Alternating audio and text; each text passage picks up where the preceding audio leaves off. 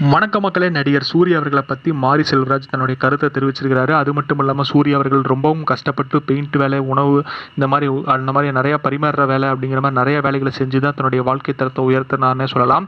அந்த வகையில் மாரி செல்வராஜ் அவர்கள் என்ன சொல்லியிருக்கிறாங்க அப்படின்னா வாழ்க்கையில் யதார்த்தமாக பயணிக்கக்கூடிய மனிதர்கள் எப்போதும் சினிமாவில் கதாநாயகர்களாக ஆவார்கள் என்று தான் நான் பலமுறை யோசிச்சுக்கிட்டே இருந்திருக்கிறேன். அந்த மாதிரி யோசித்த ஒரு விஷயத்தை சாத்தியமாக்கியவர் தான் நடிகர் சூரியன் தான் சொல்லணும். அவர் ஒரு நடிக்கிறது ரொம்ப எனர்ஜியாக நான் ஃபீல் பண்ணுறேன் எனக்குள்ளேயே நான் அப்படிங்கிற மாதிரி.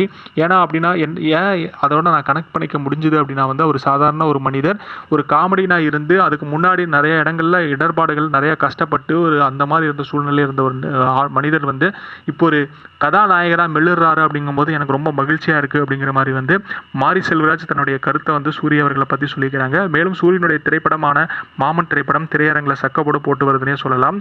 அது மட்டும் இல்லாமல் நல்ல ஒரு பாசிட்டிவான ரிவ்யூ கொடுக்கறதுனால அந்த படம் இன்னும் நீண்ட நாட்களுக்கு ஓடும் அப்படிங்கிறது குறிப்பிடத்தக்கக்கூடிய விஷயம். நன்றி, வணக்கம்.